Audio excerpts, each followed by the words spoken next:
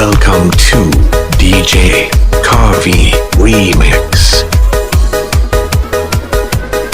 ไม่ใช่สายเปย์แต่ไม่เทแน่นอนCó gió lần thứ tu, có gió lần thứ ly, nó cũng nói những chi kê. We go, we blue, có bên có cứ san chia, có cho cô lưu chia kia, xa hết hết có kia, xa to. Một chiếc mút được nước hết hết cho lọt cùng ba tao. Trong tiệc có một kiện nhiều siêu hết hết cho lọt cùng gà chia. Mà có ít một trái nhà cho ly có chia xa, dọc kia tao chia nước cùng không có nào. Cô xa nhà từ nước vào được, cô xa nước có ăn, cô xa ướt xa nhà đâu có đâu. Cô xa nhà từ nhỏ dây cọp, họ có xin điện áp. Cô xa hoạt tình nhà có con dò, xa ổ có con đo. Xây cho tụi con tu. Xa ổ có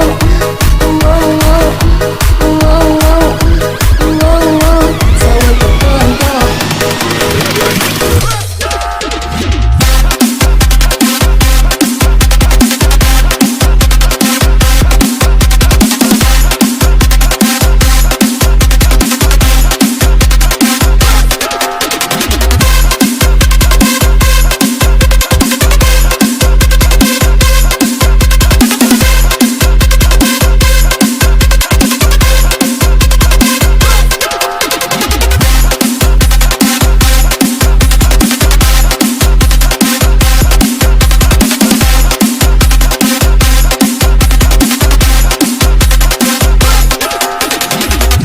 Lúc hai tay dây thương nhắn cho lúc xí hờ đâu lời giờ cho mù gió cái của tỏ nắng tao đâu có chỉ vừa đâu xí tao đâu có chỉ vừa đâu hết chỉ sẽ cho tao một tao luôn sáng tao tao nhớ một chiếc mút được nước hết hết cho lọt của ba tao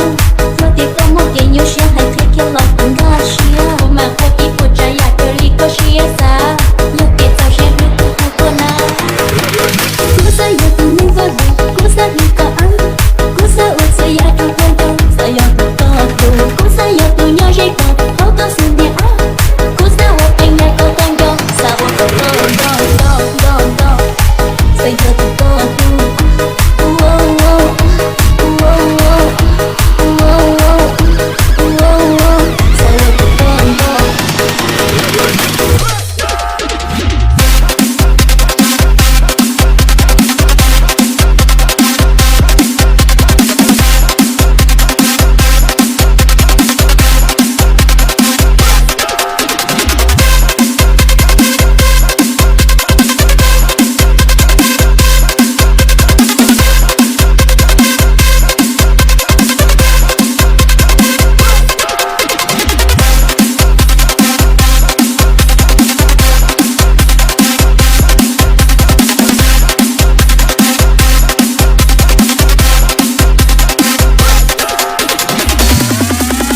Welcome to DJ Coffee Remix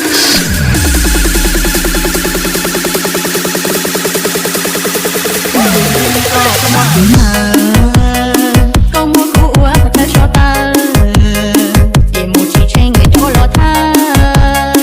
để có bao nào chỉ trong linh ta quan điểm có quan đuaจะกูว่าตัวก็สาได้กว่ากูรู้ก็คือที่เท่าตัวถึงตรงนี้กูได้โดยชินยอกูก็ชอบกูชั่วเลยโอ้ก็ไม่ก็พอจะกูว่าดอ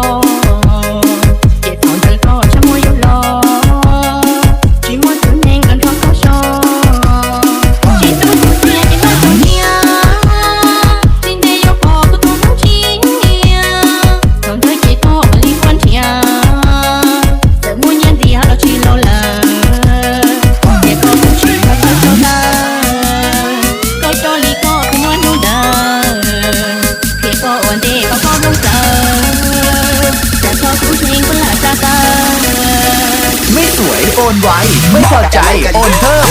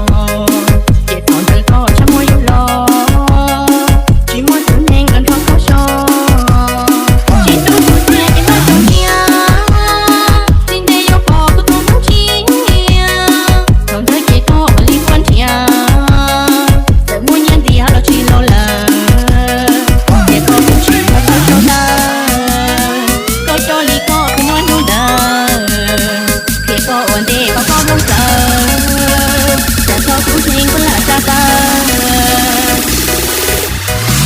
อะไรกัน